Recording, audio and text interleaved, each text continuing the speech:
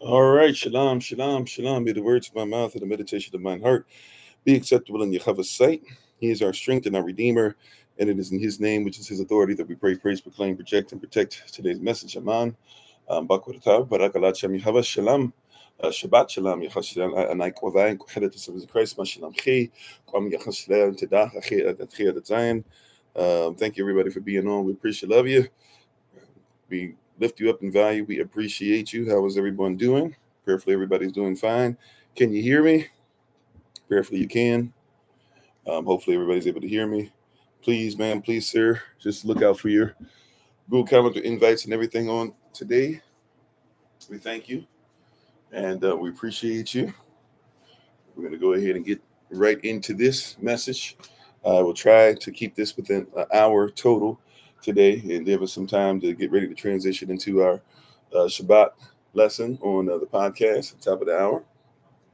And we praise Yahweh for each and every one for being on today. Can you guys hear me? Can you see me all right? Prayerfully you can. I do not have, I'm a little down on our normal setup as far as signal, so I need you, it might be a little rough today. I know it seems to be a little rough all the time with this recently, but can anybody hear me, see me? Yes, you can. Okay, on TikTok, cool. Can you hear and see me on YouTube? Yes, no, maybe so.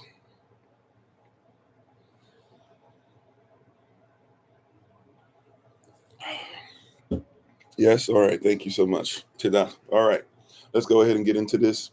We're going to get ready to say our Bible pledge while we're getting ready to stand to our feet or reference the word in whatever way you all are able to. Let us say hello to everybody real quick. How you doing, Beck? How you doing, Minister Stephen, Erna? Everybody on YouTube, everybody on the podcast, everybody who might be coming over from Facebook. How you doing, Sister Knight? How you doing, Brother Craig? How you doing, Brother Lamar? Prayerfully, everything's still going well with your wife and the recovery. How you doing, Sister Monique? Need to contact you still. Hopefully everything's well. How you doing, Connie? How you doing, Thoughts with SJ? Shoe Queen, Michelle, everybody. User 1025908, etc. Achiat Isakach, how you doing? Mashalom Chi, Big Brother Thomas. If I miss your name on any platform, charge it to my head, not to my heart. Sorry for the loud fan sound. I guess you guys starting to get used to it again. Trying to make sure that we don't overheat in this area, since that's been a problem in times past. We're going to go ahead and get directly into this word.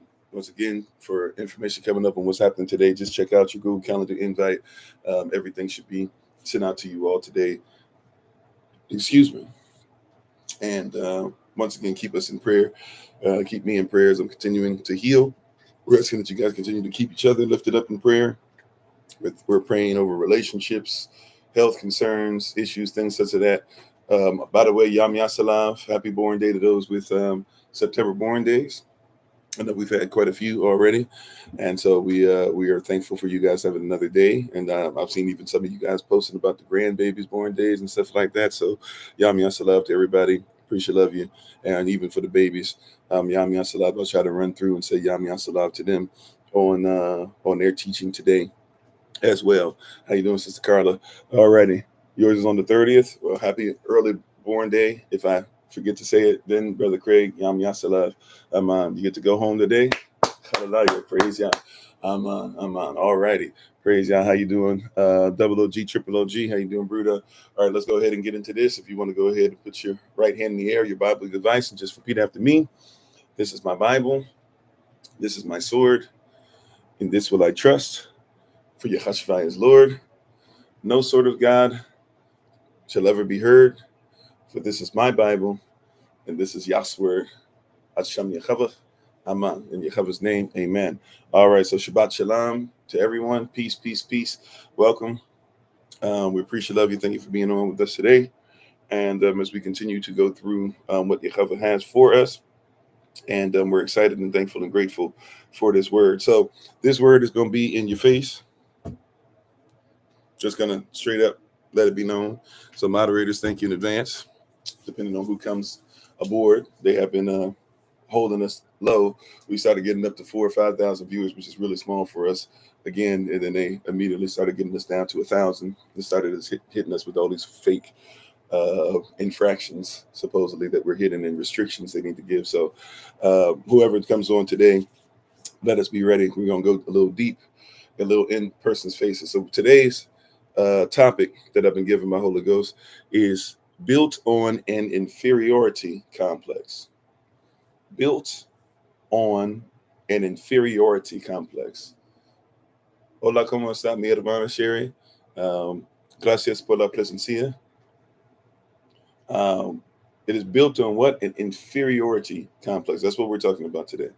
This nation called the United States Corporation is built on an inferiority complex. How you doing, Brother Jermaine? That also means that our thought process, many of our thought processes concerning ourselves that were foundational to our growing up, is built on an inferiority complex. Matter of fact, how many of us have had, especially those of us of our diaspora, how many of us have had to have a conversation with our children, especially our sons, when they get to a certain age, especially when they get that license or that permit, we have to start talking to them about how the police will deal with them when they're pulled over, right? How you doing, Minister Tracy? It is a much different conversation than what everybody else has to have, right? But we have a specific type of conversation because when the police pull us over, we recognize that the police officers, being former slave patrol, are built on an inferiority complex, right? How many of us, this is something that's happened before in my marriage, I'll just go ahead and divulge, probably happened in some of your relationships you've had. Your wife or my wife might want to go do something simple, like grab something, pick a flower off of the property, do something like that. Not a big deal, right? And I start tensing up, seizing up a little bit and being like, no, please don't do that. Why are you going to do that? And in her mind, what, I'm just picking the flower off of it. But even something that small, they see me around. And my mindset is I have to start thinking about not only protecting myself, but also if they come looking for me, they're going to come looking for you. Something that might be small, right, is something that is big, because even in my mind, I still have to think about not that I am inferior, but where I'm going to has been built off of an inferiority complex. As we talked about before, many a time, Psalm 122 and 123, especially 123, begins to tell us that we have been filled by others with contempt for ourselves. And so now we are filled with contempt because the system we are in is at ease with our scorn. And so anytime that you're not scorned, anytime you're not put on the bottom, anytime you're not made to feel like you aren't, less than, persons who are raised in the system have an issue with you. And persons who are still in this system mentally or are not on their way out still have an issue with you, because the system is based off of your inferiority complex. Right? How you doing, Sister Mignon? So the way that we see ourselves and a lot of the arguments that we have one with another, whether it's black folk to black folk, black man versus black woman, black children versus the generation before them, the generation before them against them, it usually comes from a place where we're always talking about how inferior we are. And that means that we have to be honest. The way that we're gauging ourselves as far as superiority or inferiority or somewhere in between is usually going to be based upon their law versus Yah's law. I'm going to say that again, just in case you missed it. Usually most of the arguments you're going to have are not coming from a position of where that we're having in our diaspora. Even before we talk about arguing against somebody else's so-called race or family system or kin, etc., before we even go there and talk about color and all that, the way we gauge each other is going to be, how do we compare to what they say is superior? How you doing, Sister Michelle? How you doing, Sister Nadine? What do we mean? What degree did you get? What school did you go to? Right? And that school, even if you go to an HBCU, is something that is going to be compared and started by and ruled over by ones who do not look like you and were raised in a system to where you are inferior. How you doing, Sandra? Is it? I don't know if I'm going to say this even close. Sandran or Sandra yeah, I messed that up completely. Thank you for being on. Sorry about that. Right. So The way, and how you doing, Sister Omika? The way that we look at what is inferior or superior is based off of the thing that the system is based off of. Can you guys hear me and see me all right on TikTok, by the way? I'm going to ask one more again. Am I coming up? Are we coming in and out of signal? Okay. All right. Amen. So they're doing some weird stuff with numbers. That's all right. So when we see what's going on, right? When we see what's going on, we have to, matter of fact, maybe we see it, but we don't see the unseen, or we do not want to look past the surface, right? So we have to recognize that the reason a lot of times we say, well, you're not doing what you're supposed to do as a man, is because it's supposed to be it's not as a Israelite man, it's not as a black man, but we're trying to talk about the so-called white man, which is really not even all white men, but it's supposed to be those who are the 1% of the 1% of the 1%. If we don't dress like them, then you must not be superior. Right? There are many persons who would probably listen to me if I literally had a haircut that's supposed to be corporate, and I had a suit and tie, and I were to say the same thing and address the same thing. There are many persons that would say he's worth listening to now because he looks like somebody else. But if I look like myself, how you doing, Minister Shante? This system is set up to say those who look like me, or even if you would look like yourself, no matter what color you are, right? To look like yourself, to look like your kin, to look like where you come from, and not look like the person who's supposed to be your conqueror, means that you are not, in fact, correct, right? When we say in our culture, or not even in our culture, the culture that's been given to us, when somebody says you look like a preacher, what do we expect that person means? We expect that person means that you look Eurocentric. See, this system is built, right? It's built on an inferiority complex. You are supposed to live a complex life and live in a complex with others who are supposed to be trying to figure out who's inferior, while we're all trying to struggle to be the superior, who basically keeps changing the parameters, keeps moving the goalposts, and it makes it to where you will never be able to fit in. All right. So that means also too, then we have a problem that pops up because the reward system that we have does not fit us and never will fit us, because what we reward is not holding. Right? Okay. What makes a red pill man a red pill man? What makes a high value man a high value man? According to their system. See, what makes a high value man? And we'll even say we don't need it, we don't want it, but we don't reward it when persons are not what we say a high value man is. Thank you for the love, and how you doing, Shoe Queen? You see, so they'll talk about high value men, and we talk about high value men, and we say, well, the kingdom values a man to be da da da, but we still say, but you got to do everything that they say do, even if in their system they're making it difficult for you to actually be what they are. How you doing, Sister Angela? So we go, love your wife. Well, love your wife means what? According to whose standard? How you doing, Darius? Love your wife means what? What does it mean for one to love their wife?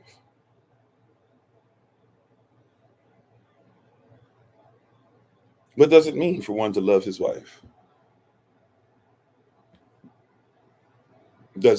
So loving your wife in their culture is what? Make sure that you can take her on trips. Make sure that you're accepted by the elite. Make sure that you're honoring this and that. Make sure that you're wearing the suit.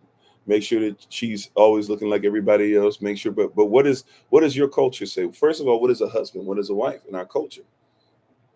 Their system says do whatever you want with marriage, but the reality is it's not do whatever you want, because a successful marriage. And I'm sorry, Minister Tamara, did I say hello earlier? I apologize if I didn't. Hey, how you doing, Eddyville?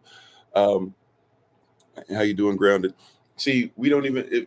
And I like the answer that you gave there. Love yourself. So then, who is self? Like, where do I come from? What is my language? What is my culture? What are the laws that are determined? Before somebody else said, this is what a husband was. What was a husband for us? In our culture, we have four extremely valuable things.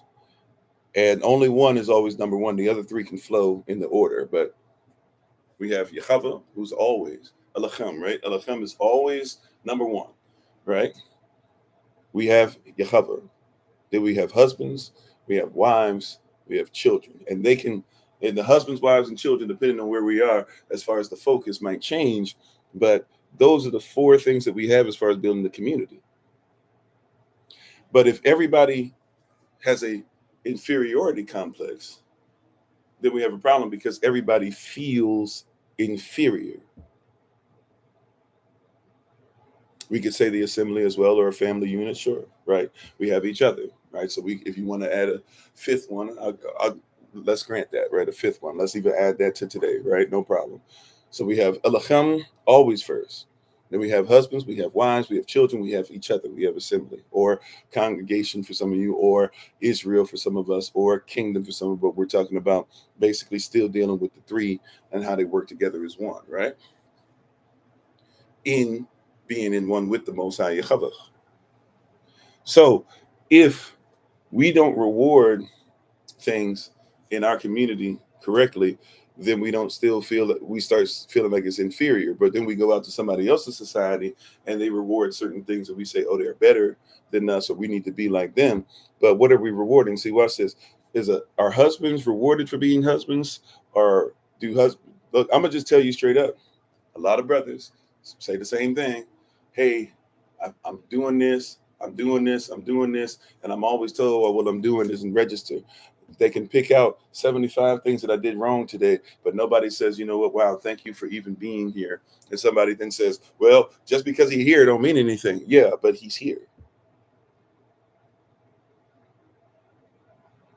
Right? Like in other cultures, we don't, if daddy comes home, and this used to be with us too, we've kind of lost this, we kind of fell back from this, but it used to be when daddy came home, that was awesome that daddy was home. Babies were dancing around because daddy was home. Right? Mama was excited and thankful because, okay, cool, daddy came back, even if his daddy can help or something. Dad, before he was inundated with everybody telling him that happened, first of all, let's hug and kiss and see, hey, you want to put your stuff down, you want to have, hey, we're going to be, the children are going to be up on your legs while you're walking, right? You're going to be dragging us as you're walking, but it's happiness. We're happy to see you, and go ahead. Sometimes mama might even say, hey, let your father rest.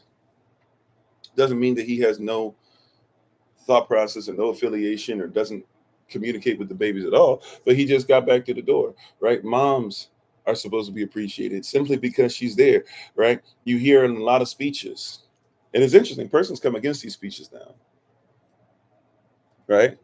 Persons come against these speeches, but you'll hear in a lot of speeches now where persons go, oh man, I'm so thankful for my wife and her being there and her deciding to be there. There was a big deal, even though I don't know what the person's stance is. So if everybody were more against him being supposedly racist or whatever, I don't know. But I know that there was a big deal where there was a guy that came out and all he was saying was like, you know what, I'm thankful that my wife, who I've known since we were in high school or college or something, and she got a degree as well, and she decided to stay home and be a stay-at-home mother, which allowed me to go ahead and do what it is that I do. I know she's just as smart, if not smarter than I. However, she decided that she would go ahead and help to build a home for our children. I'm grateful for that. And that in and of itself became a war cry to show how evil or wicked or despicable that is. And the reality is how is that a war cry to show how evil someone is? That's husband and wife. Now, once again, I'm not the person to say a wife or a woman or a girl or whatever context you want to give, whatever gender rising you want to try and go ahead and appropriate. I'm not one to say that they cannot live, right? They cannot live and work and do whatever and have as many jobs, as many businesses, whatever. Matter of fact, the Bible says that one of the great things about the virtuous woman, she has her own business. Right? We know that a wife, she multiplies. So we're thankful for the business-minded wife. That's not our culture to do that. That's somebody else's. But see, in our culture though, or in the culture that we're living by, persons that are putting things in our head, we're literally being told every day, oh yeah, that's wrong. How you doing, Sister Deborah? Don't be that. Don't do that. Don't. Why are you doing? Matter of fact, the feminism cry. I'm not saying all women, right? Because there's feminism, there's womanism, there's intersectionality, and even those are a little different than what our culture says and our biblical belief is. But that being said, even the feminist movement, the Gloria Steinem movement, therefore the CIA movement, if you know what I'm talking about, the history of it, because what we call feminism today is authorized by the CIA yesterday. A lot of persons don't know that. Gloria Steinem, who told you not to be married and went and found a young black sister, got her to write a book to tell all black sisters why they needed to go ahead and be done with black men. All right. The white woman, Gloria Steinem, while saying that, was also marrying a white man working for the CIA and telling you who the CIA couldn't stand, that was coming against, why you didn't need what was supposed to be in your community. Right. And so in this feminist walk today, there's this whole thing of, hey, work and work and work and work. Get your money, get your money, get your money, get your money. Right? Don't have children. And then some of these sisters get to a place to where they say, oh, my clock is ticking. And it's like, well, yeah, you were designed as part of your design, not the only thing for you, before somebody goes there. Right? However, you are designed to do what? To have children. Your husband is designed to give seed. You were designed to multiply seed. It is part of our design. Your husband is also designed to protect. And so this gets us back to where we were talking about a little earlier, right? Thank you for the love, and how you doing, beloved oath promise? How you doing, Sister Alilu? How you doing, Jay? Everybody coming in. If I miss you, please forgive me. Right? So Indy as well. Thank you for being on. So this comes back to a question. This just, sort of a conversation real quick. But this brings us back to something, because just being honest, if I just keep reading tea leaves and I keep following the lines and keep connecting dots, I must be honest with you. How you doing, Jose? How does one protect when one's value isn't right? How do you protect when you're not valuable? See, because if you do that, then you end up in the system that many of you are still mentally attached to. In the wicked system, pawns protect, but pawns are supposed to be thrown, pawns are just supposed to be thrown out there, right? If you're a pawn, if you're somebody in the military who, hey, you're going to be on the front line. If you're on the front line, we're assuming you're probably going to die. But we're going to tell you it's all right for you to die because you're dying for country. And while I'm all right with this, and while I've told you, even as a veteran, I have a soft spot in my heart for this, because any person who would give their life for anything and legit believe in it, there's honor in that.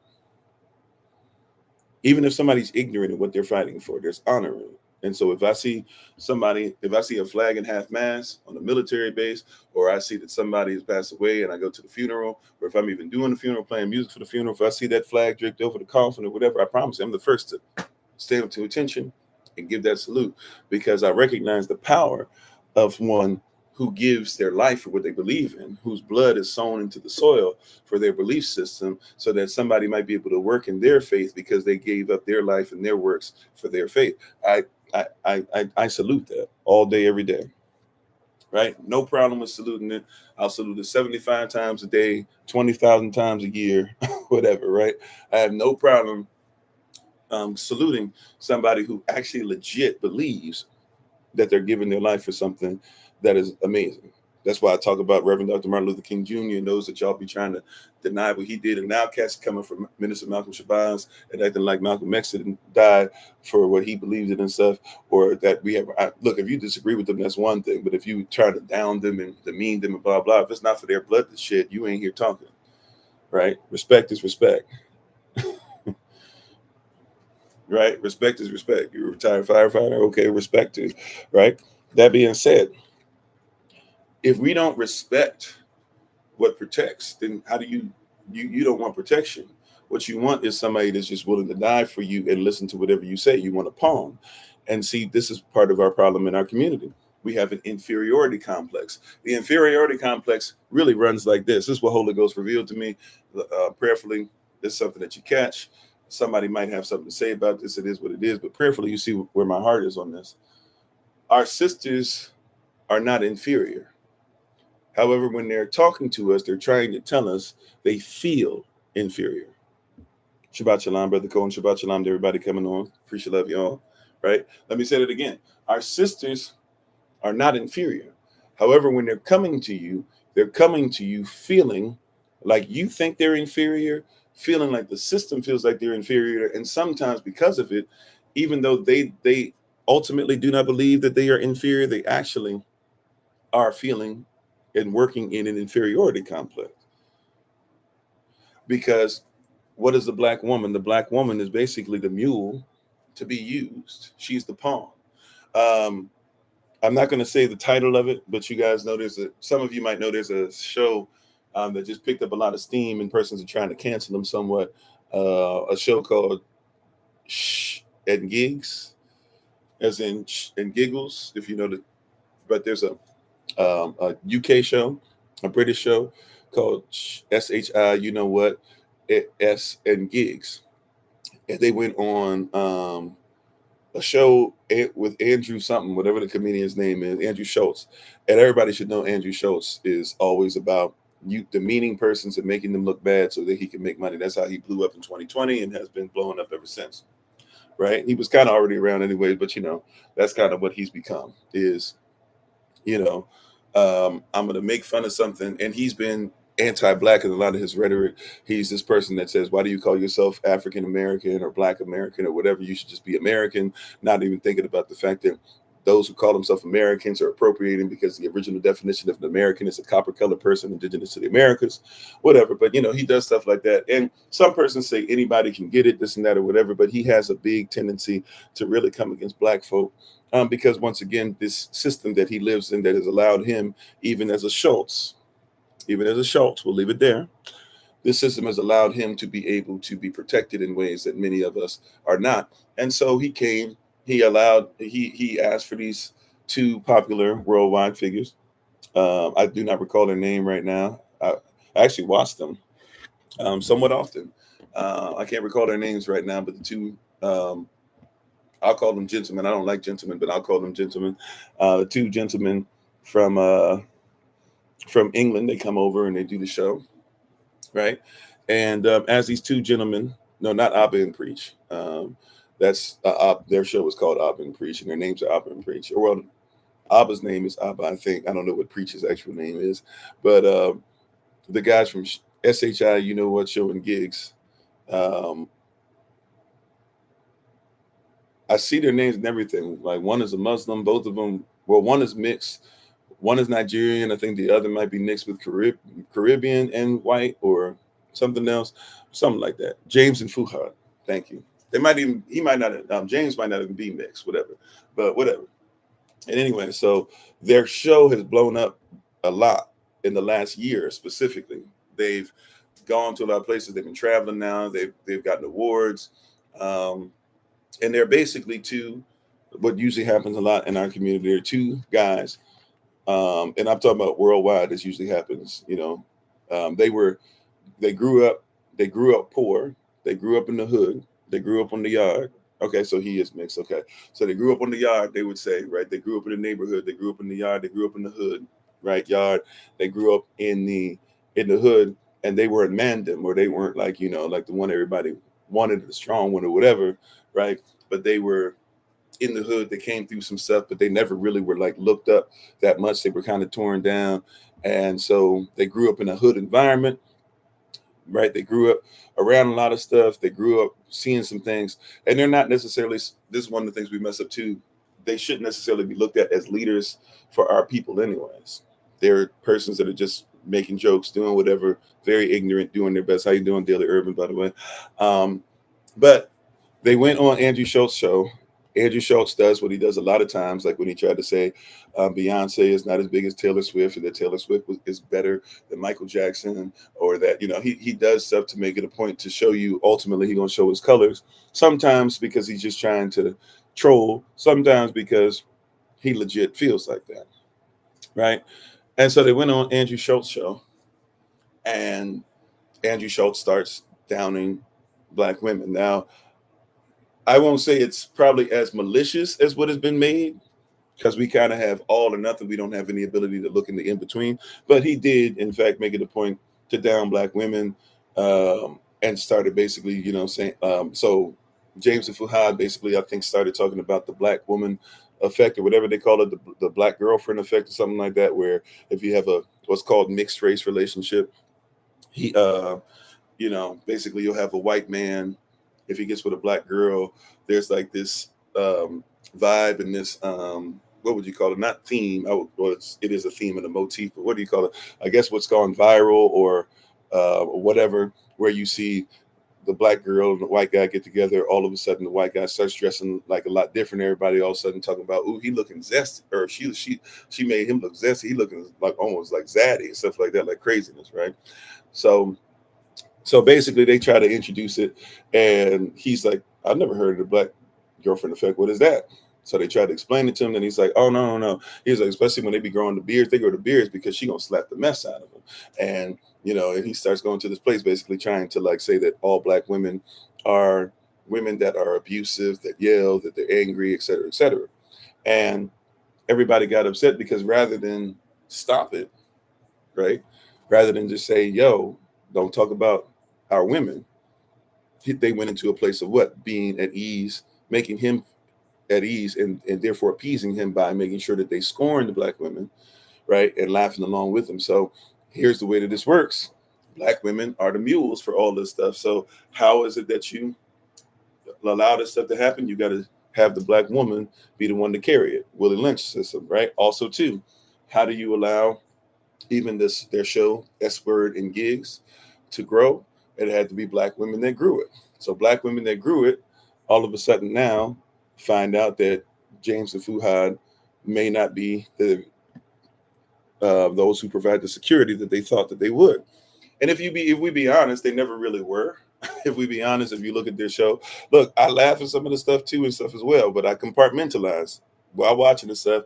I recognize that what they're talking about, they've never really been talking about having an actual real relationship with a black woman or a woman for that matter. They're talking about women as sex objects on there. They make fun of the fact that women don't actually talk about themselves properly. They make fun of the fact that you know, that women be cheating and cheating even worse than men do, all this stuff or whatever. And they've never been at it. And if you actually are somebody who's been with them for a while, or if you went and just did a little bit of research, what you'll discover is that they were talking and saying the same type of jokes, if not worse, than what Andrew said on the show that day. And Andrew has said way worse than that too.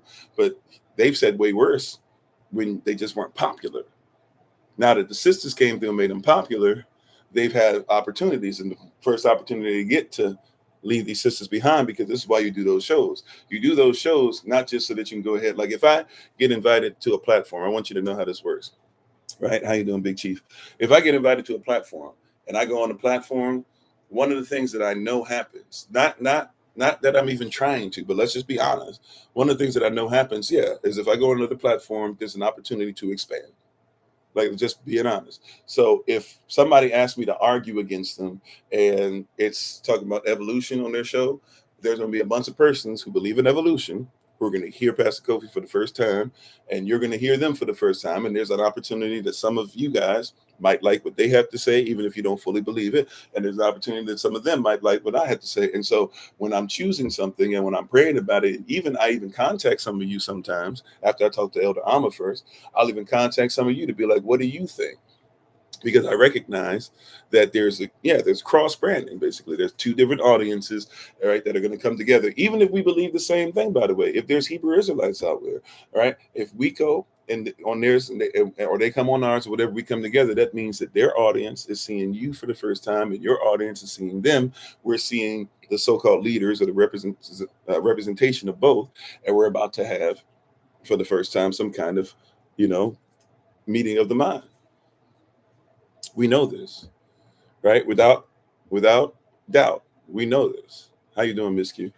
So when they came over to his show, the goal was to go there. Now, what is the name of his show called? Something like and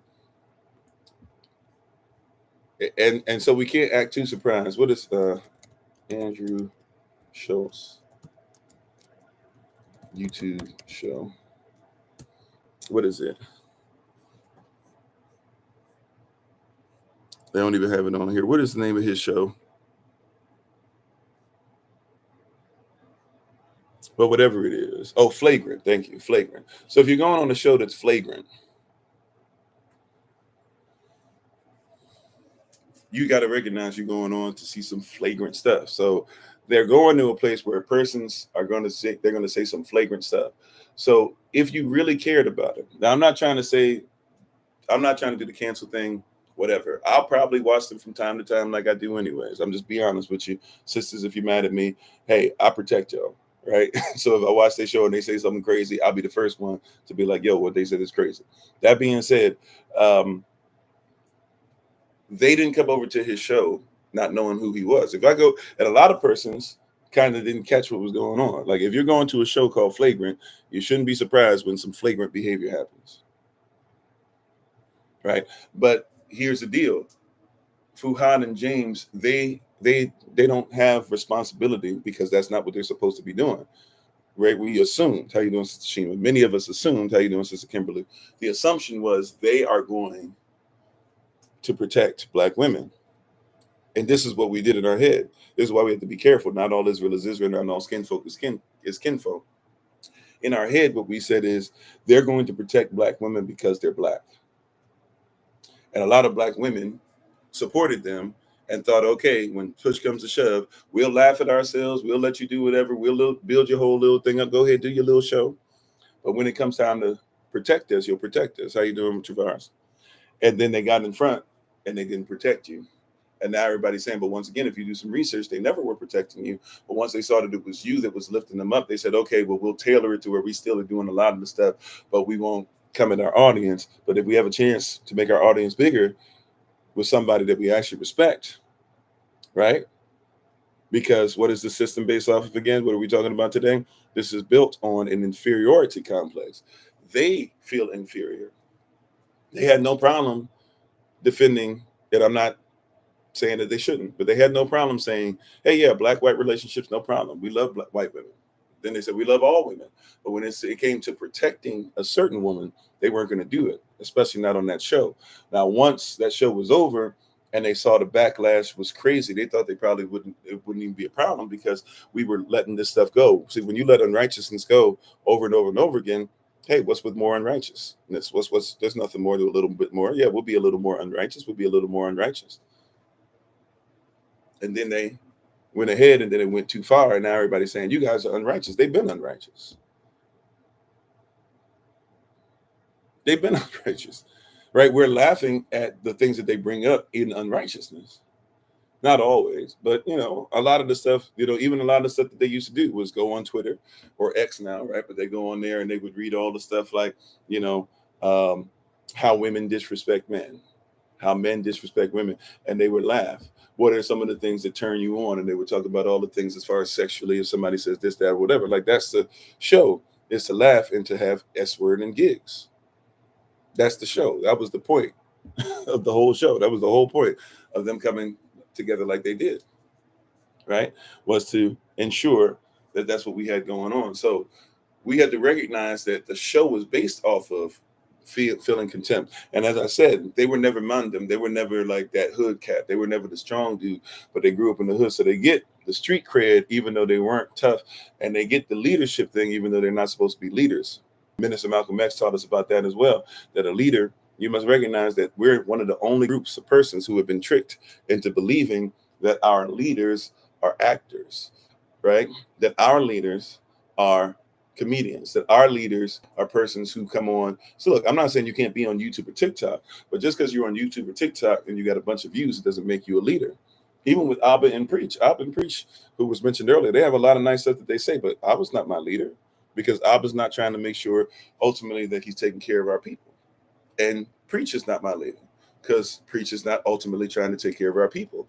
Abba and Preach are basically trying to say their values in the Canadian system that they're in. And yes, I know that both of them are either the children of or have come over from other countries.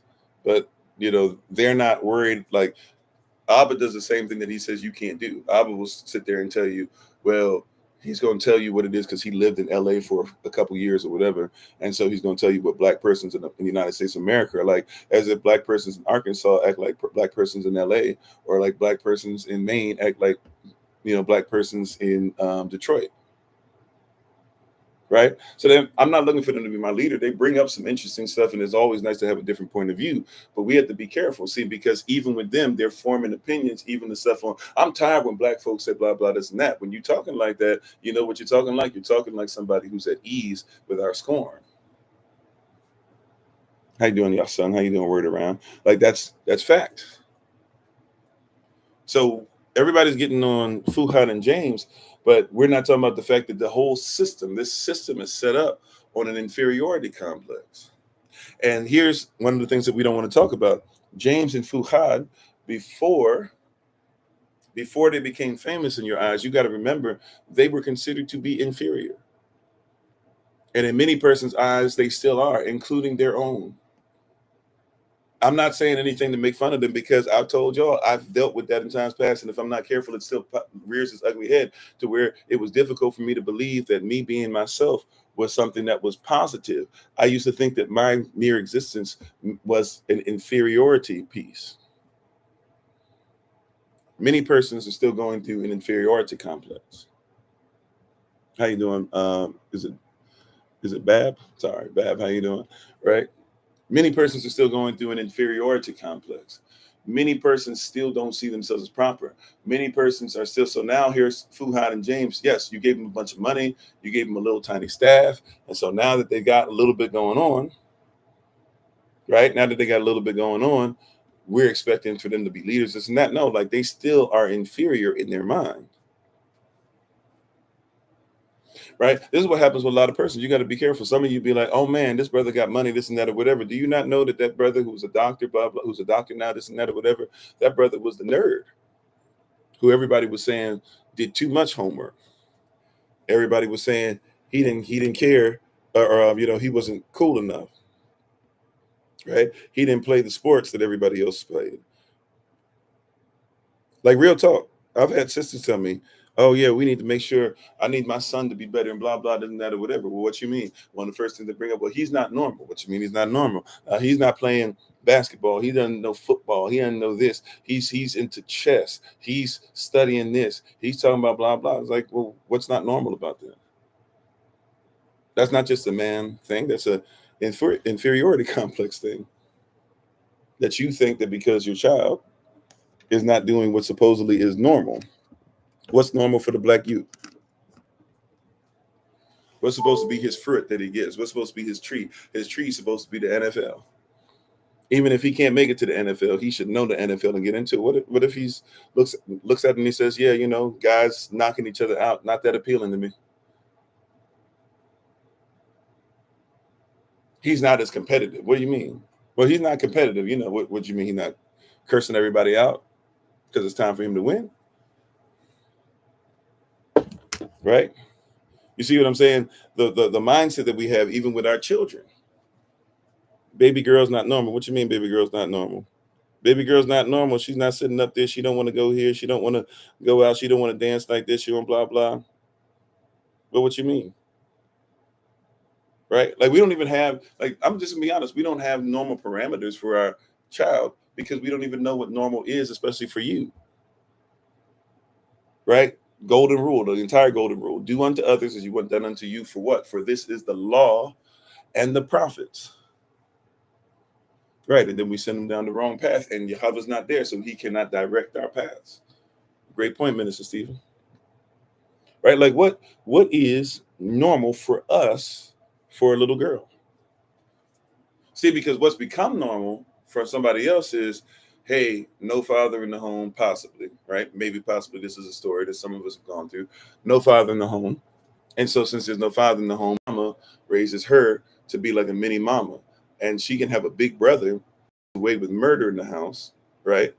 But he don't got to do no chores, got to go to no services. He doesn't have to get great grades. He doesn't have to make sure that he's taking care of children that he might be having as a teenager. But she better be chaste. How you doing, Bruda? Right? But look, baby girl better be chaste though. Brothers do it.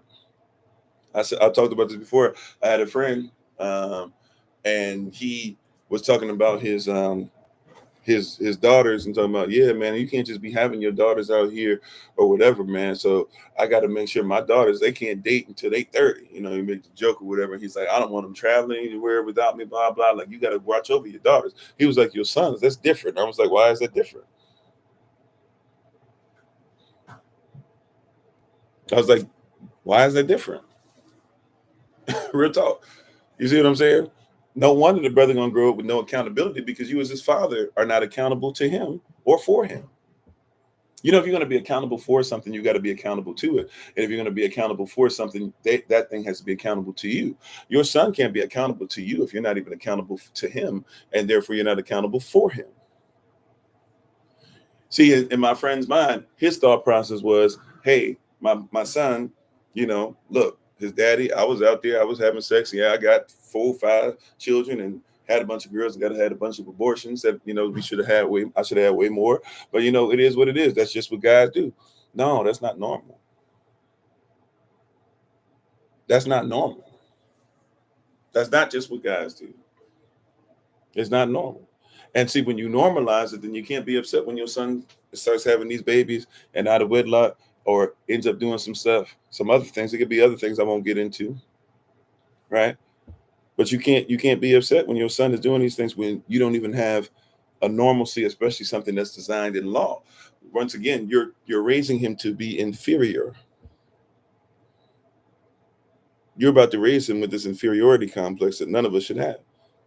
You are responsible. You are just as responsible and just as liable as any person that's coming on here. You're raising that child to be inferior. You hear what I'm saying? Brother, hear me. Brother, hear me, because your son is depending on you to make sure that he never believes himself to be inferior. Because even though, like I said, Yah is always first. We've got Yah, we've got husband, we've got wife, we've got child, and we've got community. We added in as well. Somebody added in earlier. We got those 5. Yahweh is always going to be up top. Elohim is always up top. That being said, right, I said it can change depending on what we're talking about, what we need, who's going to be in whatever sequential order after that. But Daddy, you're going to be the reflection of Yah in your house.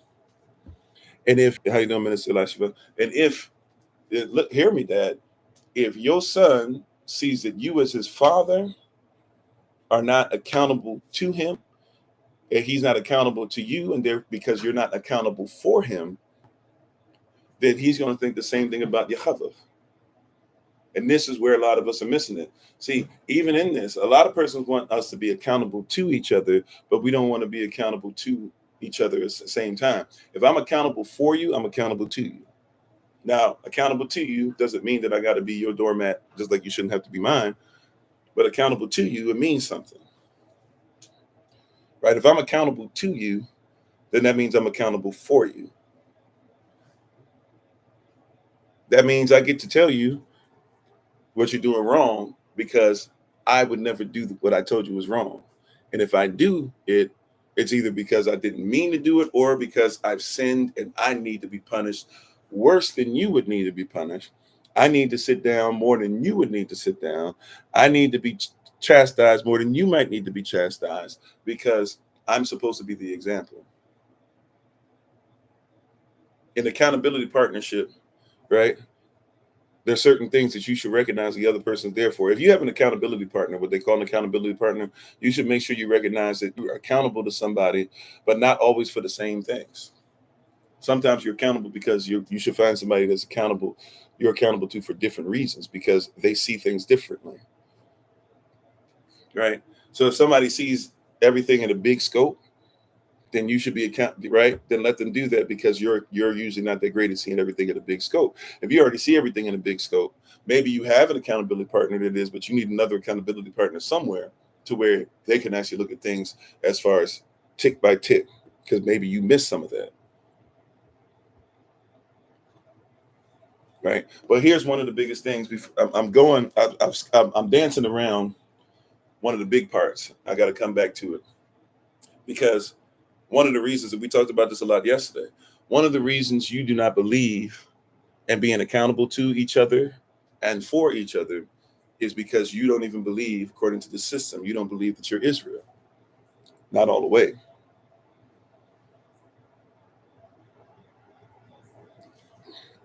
Come on, somebody, right? We don't have actually a true belief and honor as far as what it is to be Israel, what it is to be kingdom, what it is to be grafted in, what it is even to have the birthright.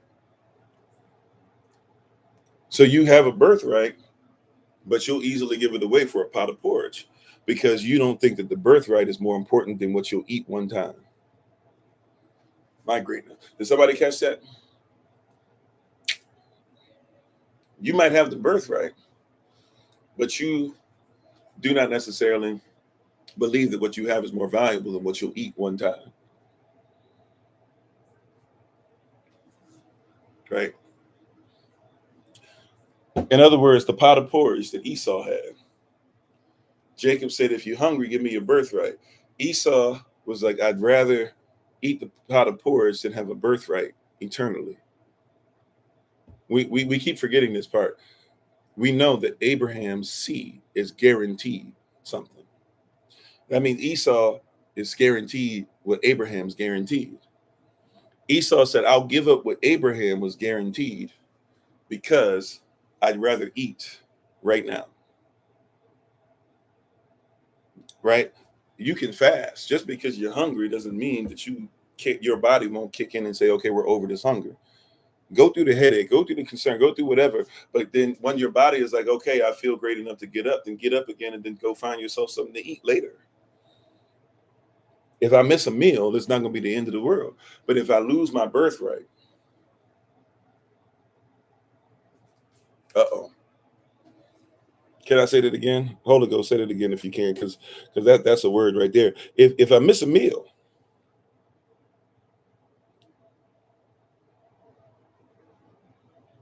that's a word right there. Somebody got to catch that.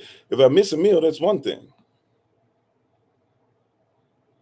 If I miss a meal, that's one thing. But if I lose my birthright, I'm giving up eternity. I'm giving up every day. Why would you give up the throne? Why would you give up a throne in heaven, in high places? Because I need to eat right now. Why would you give up eternal relationship with Yah? Because I got a friendship right now. That's right. We should be long suffering. Come on, right? Why would I give up Yah's will because my child is angry with me right now? So I'm going to go ahead and spare the rod and hate the child.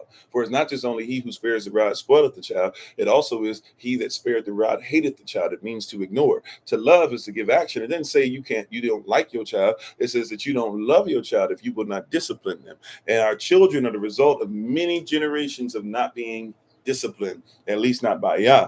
We're disciplined by everybody else. See, if you go to your job right now and your job was to say, look, if somebody in your job said, hey, I need everybody to come in early, I need y'all to come in 15 minutes early, you will not clock in 15 minutes early, but you'll come 15 minutes early because we want to make sure that everybody clocks in on time. You will do so. But if Pastor Kofi says, and I'm not trying to just make it about me, I'm just giving an example. If Pastor Kofi says, hey, we need to make sure that we build up stuff in the storehouse. Everybody says, I ain't got that. They're not going to pay me. Right? Maybe Pastor Kofi, not your pastor, whoever you respect. Right? Some of you got jobs where you are customer account representatives. I used to be one. And you got to call persons who don't even want to answer the phone. Some of you had to do calling and trying to get persons to meet. And you might call 15 people and only get one person to answer. And you got to try to make that one person buy into something.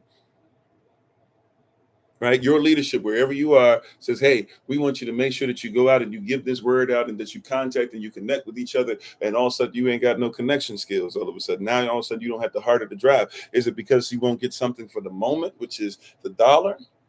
Is it because, oh, well, I'm getting paid for this? Well, you're getting paid in a moment. And even some of you are getting paid in that moment, it's still only getting paycheck to paycheck. Would you rather get paid in the moment or would you rather hold on to your birthright? Mm-hmm. I'm not just talking about SOC. Like I said, it don't got to be SOC. Some of y'all are SOC and you got other organizations you're with because nobody's really around with you and you want to make sure you worship and all this stuff. Do what you do, right? Some of you aren't part of this whatsoever, right? I'm not trying to come down on you. I'm trying to get you to see, right? Yah is trying to give you, fine, take SOC out of it. What has Yah been asking you to do? What has he been commanding you to do for years? And you still keep talking about you can't do it. because you might miss something in the moment. Why is your faith only in what you get in the moment? That's not faith. Or that's small faith. Oh, ye of little faith. That's not faith that because you see the fig tree today, you're freaked out that it's not there tomorrow. How you doing, Sister Taylor? Yeah, accountability is accountability, right? Yehoshua cursed the fig tree. You've been with him long enough. That shouldn't be anything. All of a sudden, they come back through. Oh my greatness! What you said to the fig tree happened. Shoot, I walked on water. I turned water to wine. There's been persons who were lost their life. I brought them back to life. How are you? How do you see me do all these things, and then at the same time you're freaked out by the fig tree? Oh, ye of little faith. If you had faith the size of a mustard seed, if you at least planted a little bit of faith and allowed the opportunity for that little bit of faith to grow properly, you should have been in a place where you can speak to mountains, not fig trees. You're freaked out by the fact that the fig tree will be there, but it's because, once again, you have an inferiority complex. You feel less than what you should. This is why you had to be told in Revelation chapter 2, you think you are poor, but really,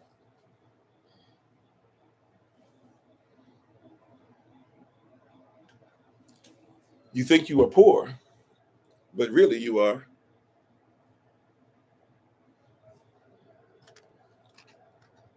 Might I say something? And how you doing, Sister TC? Might I say something? Trigger warning. I know there's gonna be trigger warning, but please allow me, if you do not mind. It's a must that we talk about this, right? Trigger warning, but it's a must that we have this conversation real quick.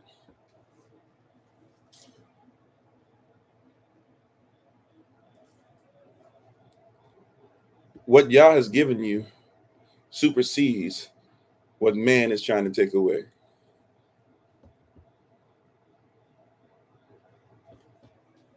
Right? Because what Yah has given you is always superior, never inferior.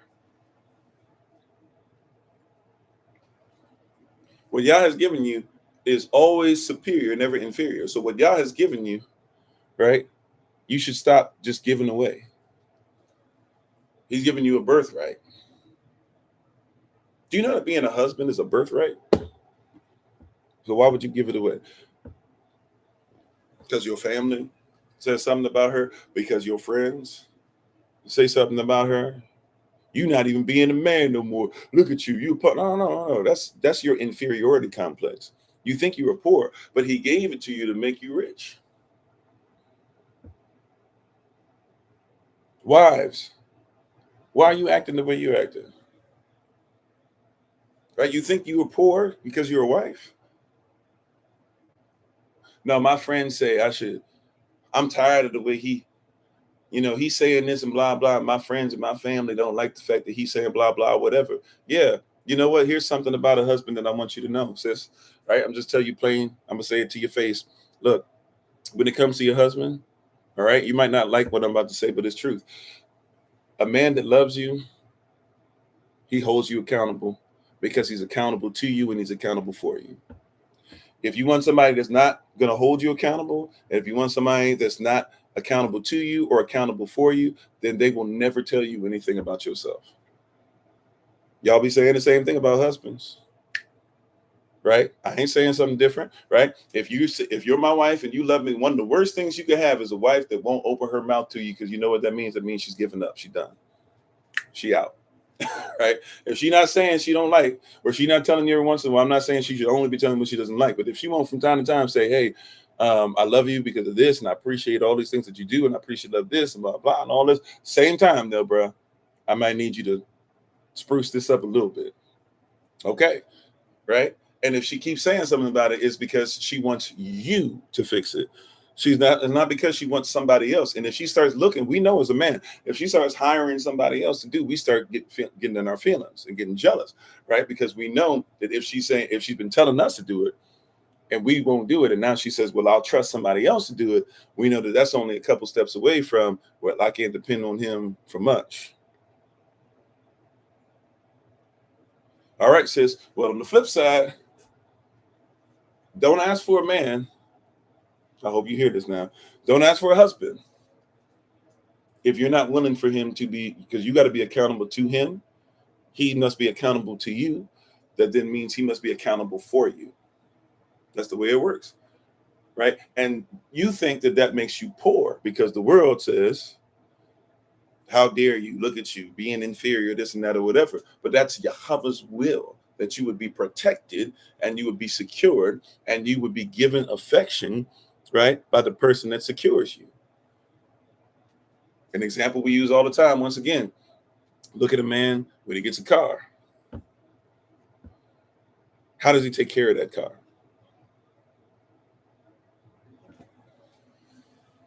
When I had my old beat up car, my first car, I took care of that thing and had pride in taking care of that thing, boy. Couldn't tell me nothing about how to take care of that thing. That thing was old. It was decrepit when I got it, but it was the first car I had. And paint coming off the top didn't matter. The rims was going to be clean. Rims wasn't even nothing. They were little plastic rims, all that. But the rims was going to be clean, boy. That's right, wax, shine, and maintenance. The rims were going to be clean even if they was plastic. And them tires, I was going to have some stuff. We talking about a car when I got it, it was already 10 years old. And it was thought of to be bad when it came out. So what? I'm gonna put some the tires are gonna shine, right? The rims that are plastic are still gonna be clean, even if they don't shine, they're gonna look clean. The inside is gonna look clean. Don't eat in that car, right? My family can't even eat in the car, and if they do, you better be careful, because if you get it in there, we all gonna stop and we gonna get that stuff up immediately. But it's not because the car was more important than the family. It was because the car served the family, and when the car was accountable to me, I was accountable to it, and I was accountable for it. It's guaranteed. It's the way that our minds work. I can't help it, right? Like I have to take care of the vehicle because the vehicle takes care of me. I have to take care of the vehicle because it takes my wife to and from. I have to make sure the oil is changed because it's the only reason why I'm able to get to whatever event I'm headed to. It has to be treated. If I'm in cold weather stuff, it has to get certain oil treatment. Even if I don't know much about cars, I learned enough to make sure that it was going to be fine in the cold because I needed it to function. In order for it to function, though, I had to sew into it. Now, that's an inanimate object, right? However, our wives, we look at the same way. We sew into what multiplies us. We know where our bread is buttered. We know what side is buttered on. Don't get it twisted. We know. Those who don't, hey, they're going to lose it. But we know for a fact that look, I know for a fact I am not who I am without Elder Alma. That's why every day, at least once, if not 2, 3, 4, 5 times, a conversation with you all, you're going to hear me mention her position, her title, her love, her heart, her business, all these things. You're going to hear me mention them. Why? Because I already know if it wasn't for her, she is a vehicle that has helped to multiply many times to get me somewhere that I would not have gotten. So yeah, if you see my wife is going to be shined up, and somebody's going to say, like we had things before in the past, and somebody was like, man, the way he stood up for his wife and stuff, and I think that his wife was wrong and blah, blah. Well, if he stood up for his wife like that, how you going to stand up for his wife in the future? You got to recognize, I'm sorry, there's certain things. You're not the vehicle that helped me to get here. I don't mean to be mean to anybody, right? But I'm just being honest with you. You're not the vehicle that got me here. And so that vehicle gonna be shined up. She's gonna get nurtured. She's gonna get affection that you don't get. And she's gonna get protection and security that you don't get. Now, I'm not gonna ever allow myself or anybody to sin, to come at you in a sinful tone. But you must recognize. If you don't recognize, then let me help you to be fully aware. She's always going to come first. She comes before my child, my physical child. She comes, matter of fact, Yahweh says there are certain times to where in the Bible it shows us that the wife will even come before him because he wants to make sure you have peace. And he says he'll take care of the other stuff. You have to be very careful with that, by the way, because some persons run with that. But, when you see Sarah and Sarah says, I want her gone. And Sarah was part of the problem. Abraham doesn't want to get rid of his own child. He goes to the Most High. He says, have your child go out there. I'll take care of him. Thank you for coming to me, but go ahead and listen to your wife on this one. He's still technically putting y'all first, but don't get it twisted. Even y'all was like, yo, don't get it twisted. Now you gotta live with her. You hear what I'm saying? You said, so when a man is verbally abusive to his wife and devalues her, what does that mean? Well, first of all, I'm going to be honest with you about that. It's not Q&A today necessarily. It's actually tomorrow, I believe. So, but I will say this very quickly because we're running out of time as well. If you have a husband, right? Because we say man, I'm talking about kingdom husband. I'm talking about a different value system. So there's a lot of stuff at play here, right? And a lot of training and a lot of stuff we have to value and stop being inferior in, including being husbands, wives, children, community, servants of the Most High, etc. Right? However, if you have a husband and this husband supposedly is devaluing you, one of the things I'd have to do is talk to you offline because I'd have to figure out what do you mean he's devaluing you. Now, I'm not disagreeing with you. I'm going to assume that what you're saying is 100% righteous, right? And 100% on point. But let me just put this out there for those who might be listening to the conversation. I might have to ask a question like, okay, what is he saying? Because sometimes it's like he's devaluing, blah, blah. And then I hear what he's saying. It's like, I think he might be trying to protect you, or, hey, we need to get his language in order. He might need to learn how to protect you, even with what he's speaking, and not having to go to a place where you feel already. Or sometimes even I had to learn this, by the way, myself. So because I had an inferiority complex, there's sometimes my wife would just be being a wife, would do something a wife should do, and I would take it some kind of way because I looked at myself in a bad way. And she sometimes had to scold me and be like, look, I've never said that. I've never done that to you. I've never said that about you. I don't want you to feel that way. And I need you to go ahead and get that checked because you have a problem. Right? She was like, you have the problem. You're the one that's having the issue right now. Blah, blah. Not me. Like, you have a problem. She was like, you coming from an inferior place where I say something simple and you're going to a woman which you told me the truth about, and I appreciate you telling me the truth about, and blah, blah, but you're treating me like her and not recognizing that just because it's the shadow of death, it doesn't mean that it's actually death. Like, you treating me like the shadow, you seeing something from times past, and the light has shined, you seeing something of old. As you're looking into the light, you turn around and you look back and you see what used to be, and you're trying to say that like the light that's shining from here is the same as the shadow. So I do have to put that point out. That being said, if you have somebody that's speaking unkind words and stuff to you, being verbally abusive, any kind of abnormal usage is sinful, and there should be conversation about that, right? And right, you should have conversation about that. You should be willing to converse. They should be willing to converse because all of us get to a point to where we all, as much as we don't want to, we all can be abusive at times. There's times that some of you, like, watch this. We don't think of abuse as this, but somebody could come to me and be like, Pastor Kofi, I need help with that. Okay, no problem. And I help them, and then they say something, but then I just start talking and talking and talking and talking, as I always do. And if I'm not careful, I'll talk and talk and talk, but never heard what their actual concern is, or ran it by them, or asked if it's correct or not. And so I've abused them. Even though I might have given them a bunch of stuff they could even use, I might even help them to fix the problem, but I still was abusive because I didn't give them a chance to be able to speak up for themselves. Something like that can be abuse. We didn't even consider that, right? But if you have somebody that's doing those things, there has to be conversation, and without knowing further details of it, I can't necessarily say what the conversation needs to be. But I would definitely say, as far as if you have somebody that's being abused as a man, right? Really, I'm talking about husbands, because a man, boyfriend, all this stuff, that's lower than husband. For us, it's husband, and it's kingdom husband, and that's the standard, right? But if you have somebody that's doing that, more than likely, they're coming from a place where they feel like they're being made inferior, or they have an inferiority complex. If they have an inferiority complex, then that means that we got to build them up, right? And if you're going to stay with this person, you've got to build them up, right? And even the Bible says that the non-believing behavior of the spouse, the behavior of the believing spouse will be the thing that can change the heart of the non-believing spouse.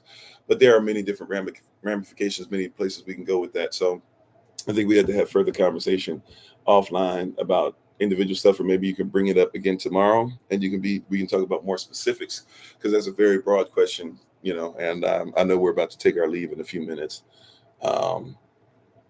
But there's a lot in that. Thank you for the question. I know that I don't have the time to really dig into that. If you can recall, if somebody can even remind me when we do our Q&A tomorrow, somebody can tell me that question, remind me again. We can start off with that, be the first question tomorrow.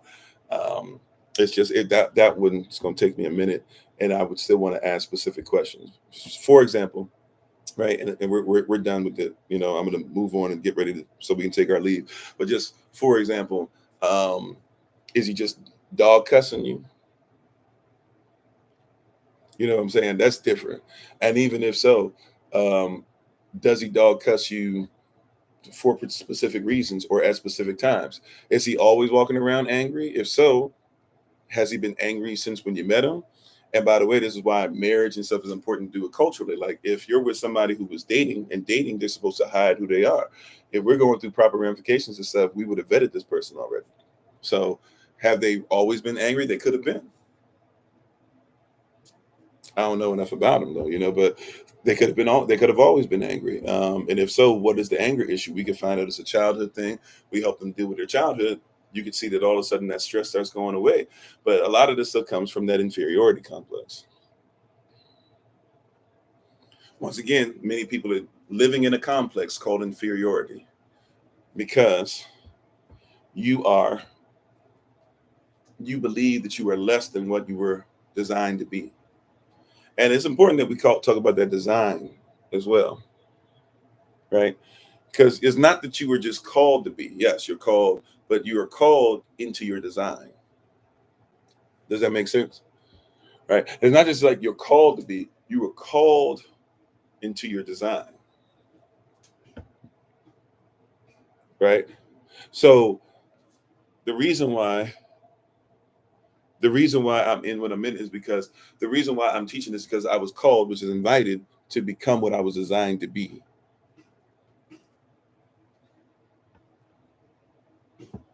Many of us miss that. So that's why we talk about a wife. We have to come back into Yahweh standard for a wife, Yahweh standard for a husband. Because if you're not invited, if you don't realize you've been invited into a design, right? If you don't realize that when you read the word, it's the specs, it's the blueprint for your design. Right? You can use, as we talked about yesterday, you can use the Q-tip for your ears all you want, but it's not this design. There's other things designed to clean your ear. The Q-tip is not designed for it. So you'll invite the Q-tip to your ear, but some of you are doing more damage to your ear with the Q-tip than you would with something that's actually designed for your ear. Right? You're called into your design. So you were designed by the Most High, and his design is always superior. It is always perfect because it's always superior. So we're trying to call our community and our culture back into its design. See, the holy days are a design. They're designed specifically to always bring you back. Right? I'm not called. See, watch this. A lot of persons are invited just to whatever. See, sometimes you should be careful. Sometimes everybody want to go to everybody cookout. All this, invite them to the cookout. You invited to the cookout. I want to be invited to the cookout. I'm tired of this cookout. But cookouts are designed for certain things. You're going to see certain things there that are of that family. You know what I'm saying? And so you better be careful who you eating from. There's a design, right? If you're not into pork anymore, then there's certain things that you're not going to be invited to as much. Persons get upset. They don't invite me and they don't make food for me and blah, blah. Yeah, because that's not your design. Why would y'all keep having you be invited to stuff that's not even in your design?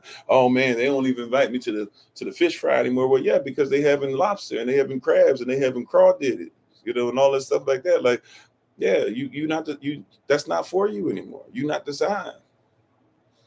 You know what? The persons that used to go to my church, none of them call me anymore. Yeah, because that's not your design.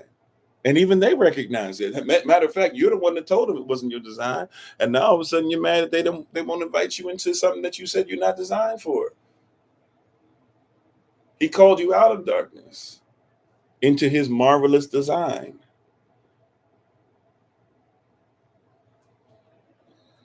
We have an inferiority complex because we just won't live in our design. If Yah designed you, It means he designed you perfectly. This is why if we follow his law and we follow his ways and we look to the Hakodash and realize when we're covered by Yahashua HaMashiach, we will recognize utterly and immediately, without a doubt, without a question, we will see very quickly, oh yeah, we're not supposed to fit in.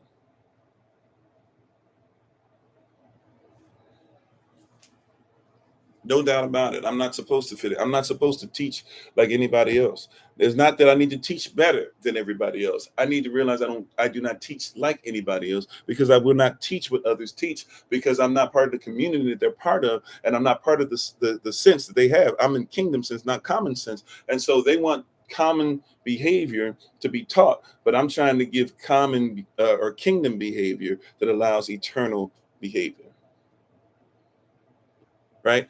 They're trying to teach you once again how to eat that pot of porridge and give up your birthright. You'd rather get the job so that you don't have the birthright. But you have the birthright. You were taught for years and years in school to not study your birthright, to not study your Bible.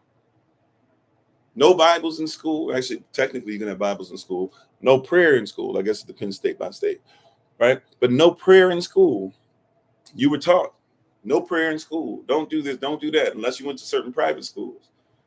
No prayer in school. Don't focus on that. Hey, be about your friend's business. Start drinking. Start getting high. Start doing cigarettes. Start laughing about things like that. Start saying that stuff is okay. Get into drama, which is something, by the way, that you should never want to be taught drama. But you were taught how to get into drama, do all these things, right? But you were never said, hey, focus on this. Even in your own households where they said that they believed it and they never did it. You've been told to be in something you were not designed to be in. You were not designed for duplicity. This is why you hate code switching. Your behavior is duplicitous. Your behavior is double-minded. Your behavior is steeped in cognitive dissonance.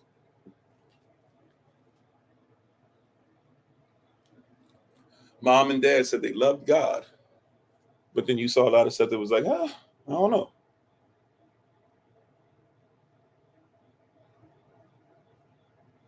Right? The company says in their company line that they take care of their team.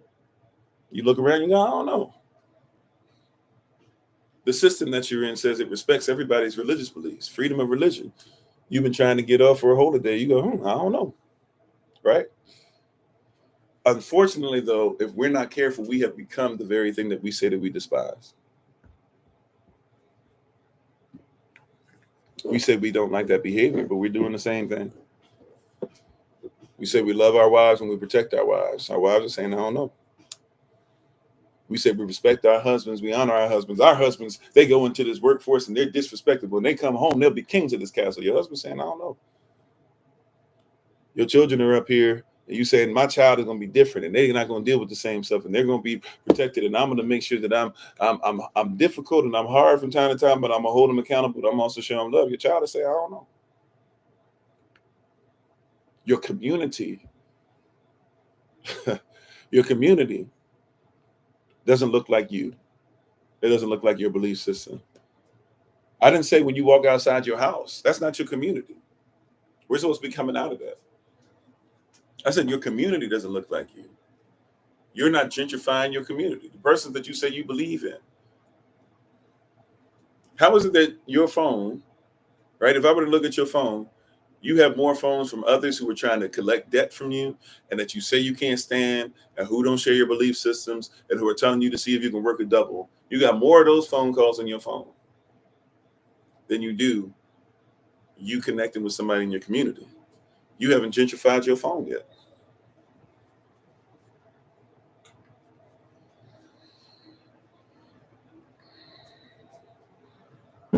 And we're always waiting for somebody else to do it. Well, somebody else will make the meeting. Somebody else will set it up for us. Somebody else will do blah, blah. By the way, I'm sorry, I'm not even trying to do this. It's just something that I realized I didn't say. The person who is supposed to be hosting the event for Philly on October the 3rd had a death in the family. and so more than likely will not be able to host it. So I'm going to still try to attempt to see if we can find some kind of place up there, but we were going to be utilizing that person's home.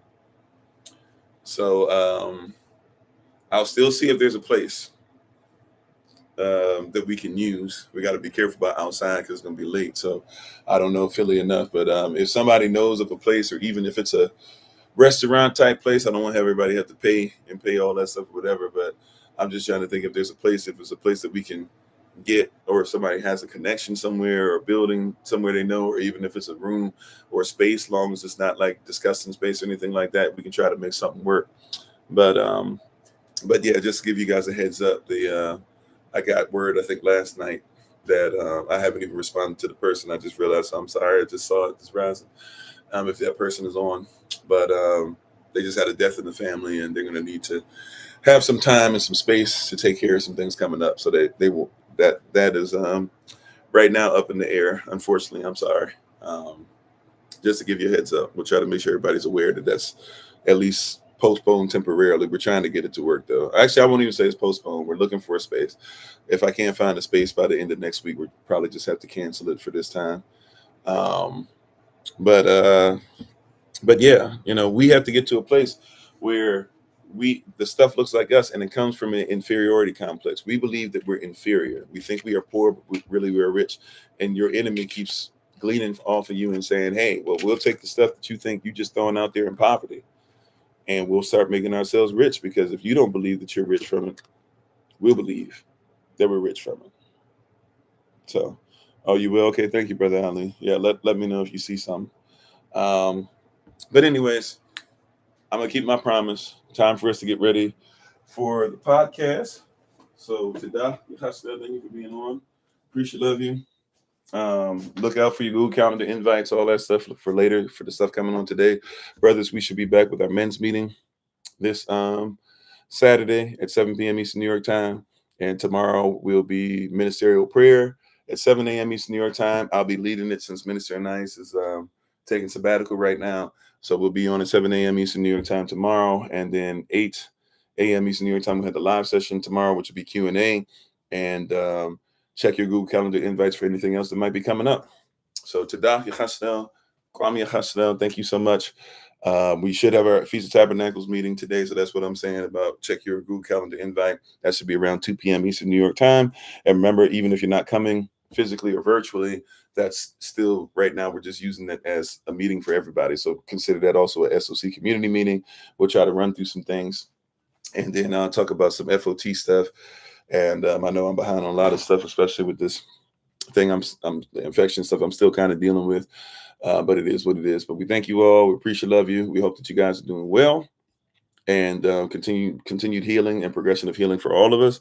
And we'll go ahead and let that go. So thank you. We're going to go ahead. We'll just do our shout out real quick. You guys know how the shout out works by now. So if you want to go ahead and just do the shout out with us, we appreciate, love you for it. And we look forward to having you guys on. Prayerfully, you guys can be on the podcast in just a little bit. And thank you all again. So, as always, we give our honor and praise to the Most High. We give our praise and honor to him for my wife, the Honorable Amma, who lives a life that's able to be honored. We hope to see you guys in a little bit. And remember, as always, that you are loved, you're necessary, you're majestic, you're fearfully and wonderfully made, and you, which is all of us working together, will be the reason why people who are in this system no longer have to be of it. Shalom, peace, take care. Shabbat shalom.